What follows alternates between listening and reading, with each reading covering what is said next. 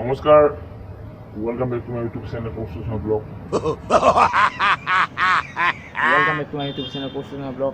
তো আজি মই আপোনালোকৰ পাৰ্ট ফুলৰ বিষয়ে জনা পাৰ্ট 2 কথা ক'ম।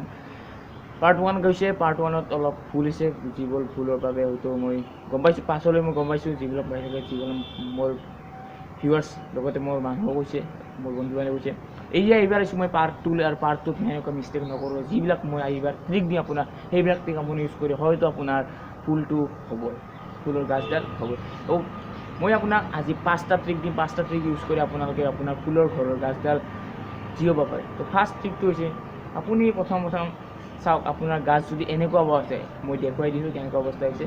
এনেকুৱা যদি অৱস্থা হৈছে তেনেহ'লে আপুনি কি কৰিব, প্ৰথম চাওক যে আপোনাৰ সেই যোনখিনি ঠাইত আপুনি আপোনাক গাছডালত ৰাখিছে সেইখিনি ঠাইত সূৰ্যৰ পোহৰ ভালকৈ পৰা নাই নেকি, বা ইয়াতে পানী কম হৈছে, পানীৰ অত্যাধিক পানীৰ ফলতো ফুল গাছ মৰিব পাৰে, আৰু বা সূৰ্য পোহৰ নপৰাৰ ফলতো আপুনি সেইটো ফাৰ্ষ্ট চাই লওক নিশ্চিন্ত। তাৰপিছত যদি আপোনাৰ সেনেকুৱা প্ৰব্লেম পাইছে, মই ফাৰ্ষ্ট নম্বৰ ট্ৰিকটো যি কৈছোঁ সেইখিনি যদি আপুনি পাইছে, তেতিয়াহ'লে আপুনি সেইটো ছল্ভ কৰক সোনকালে।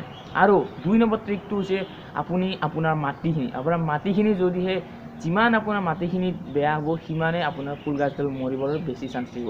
তো আপুনি প্ৰথম যিবিলাক কৰিছে, মাটি ধৰক টাবত ৰাখিছে বা ফুলত গাছ মাটিতে ৰুব, তো মাটিখিনি প্ৰথম চাই লওক, বা য'ত টাবত ৰুব তাতে লওক। প্ৰথমতে আপুনি কি কৰিব, অলপ যিমান মাটি ল'ব তাত কৰি আধাতকৈ আধা, যিমান মাটি ল'ব তাৰে আধাতকৈ আধা গোবৰ ল'ব, গোবৰ লৈ মাটিৰ লগত মিক্স কৰিব, অলপ ভালদৰে মিক্স কৰিব। মিক্স কৰাৰ পিছত আপুনি গাছ পুলিডাল ৰুব, আৰু ৰোৱাৰ পিছত অলপমান পানী দিব, পানী দি থৈ দিব।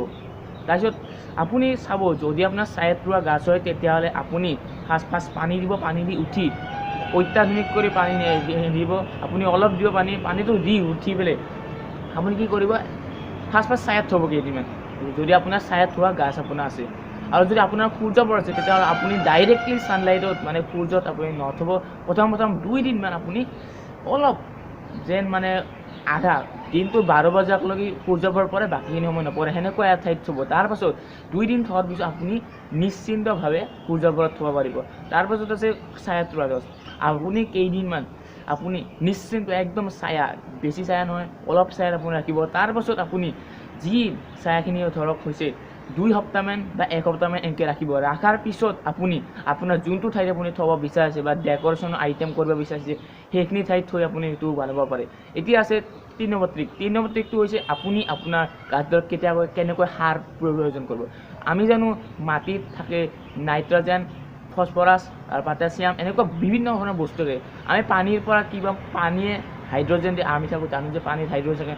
তো ইয়াৰ ফলত পানীয়ে হাইড্ৰজেনৰ প্ৰভাৱ দিব, কিন্তু বাকী যিবিলাক নাইট্ৰজেন, ফছফৰাছ বা আন কিছুমান উপাদান আছে সেইবিলাক গাছে সহজে নাপায়। তো সেইটোৰ বাবে আপুনি গোবৰ দিব পাৰে, বা গোবৰত নাইট্ৰজেন পৰিমাণ বহুত বেছি থাকে, সেইবাবে আপুনি গোবৰ বা চাহপাত, যিটো আমি চাহপাত খাওঁ, চাহপাতটো আপুনি শুকাই দিব পাৰে, বা গুড়া কৰিও আপুনি চাহপাত দিব পাৰে। তাৰপিছত আপুনি পচন সাৰ ব্যৱহাৰ কৰিব পাৰিব, আৰু বজাৰত পোৱা কৃত্ৰিম সাৰো ইউজ কৰিব পাৰে। কৃত্ৰিম সাৰ আপুনি সাৱধানে সঠিক অনুমানত দিব। প্ৰথমতে আপুনি তেওঁলোকক সুধিব যে এইটো ইউজ কৰিব পাৰিবনে, তাৰপিছতে আপুনি ইউজ কৰিব। এতিয়া তাৰপিছত আছে গোবৰ। এতিয়া এইখিনি অনুমান আপোনাক দিলোঁ, এইখিনি হ'লা।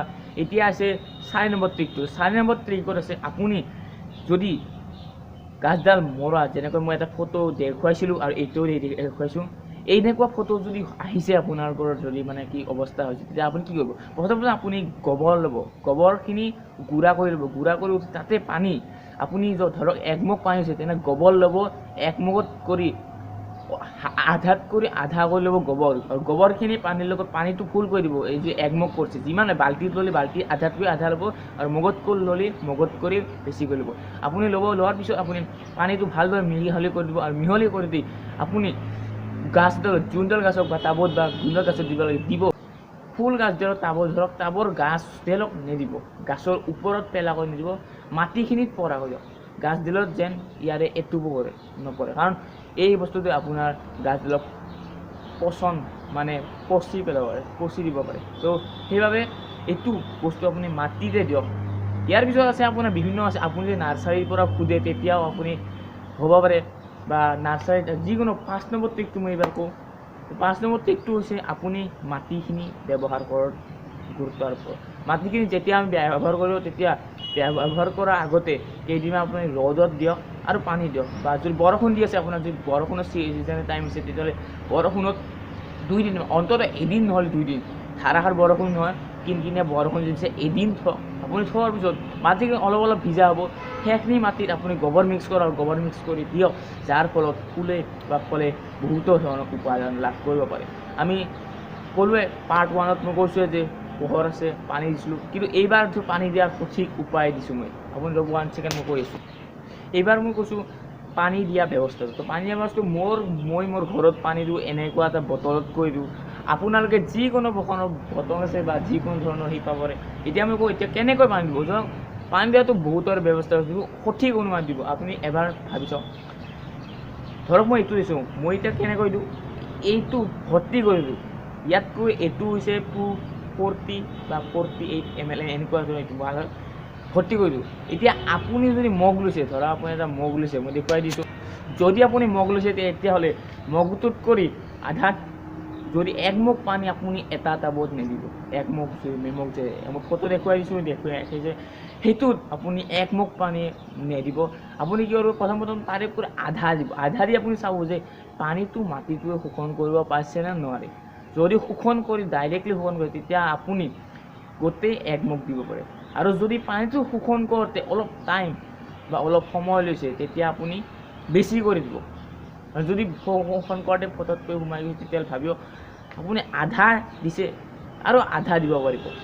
আৰু যদি মাটিটো যে পানী দিয়াৰ লগত যদি আপোনাৰ যদি কমি গৈছে, গেলা মানে পনীয়া হেন হৈ গৈছে, তেতিয়াহ'লে আপুনি নিদিব।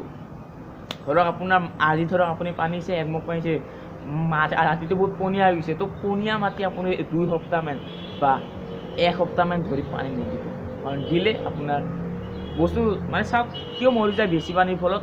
আমি জানো যে আমাকো যেতিয়া কোনো বস্তুবিলাক কাঠ এডাল আমি যদি বহু দিন ধৰি যদি পানীত থৈ দিওঁ তেতিয়াহ'লে কাঠডাল পচিবলৈ ধৰে। সেনেকুৱাকৈ ঠিক আমাৰ গাছৰ যিটো শিপা আছে, শিপাই পানী শোষণ কৰে, হয় পানীত এতিয়া নাযায়, কিন্তু যদি লগাতকৈ বেছি সহজে পানী হৈ যায় তেতিয়া শিপাই পানীটো সহজতে শুহাব নোৱাৰে, মানে শোষণ কৰিব নোৱাৰে। শোষণ কৰিব নোৱাৰাৰ ফলত শিপাত পানীবোৰ জমা হৈ থাকে, জমা হোৱাৰ ফলত শিপাডাল পচিবলৈ আৰম্ভ হয়, আৰু ফলত গাছডালৰ শ্ৰীবৃদ্ধি নোহোৱায় আৰু গাছডাল মৰো অৱস্থা। এই বাস্তা হ'ল মোৰ ট্ৰিক আজি মই আপোনাক কৈছোঁ, আৰু বাকী আছে। আপুনি নেক্সট ভিডিঅ'লৈ মই আহিছোঁ আৰু লগতে মই ভিডিঅ'টো শেষতে মই কৈছোঁ মাঘৰ বিহু উপলক্ষে মই সকলোকে অসমবাসীয়ে মাঘৰ বিহুৰ শুভেচ্ছা জ্ঞাপন কৰিছোঁ। এতিয়া আহোঁ, আজিলৈ আহিছোঁ মাত্ৰ।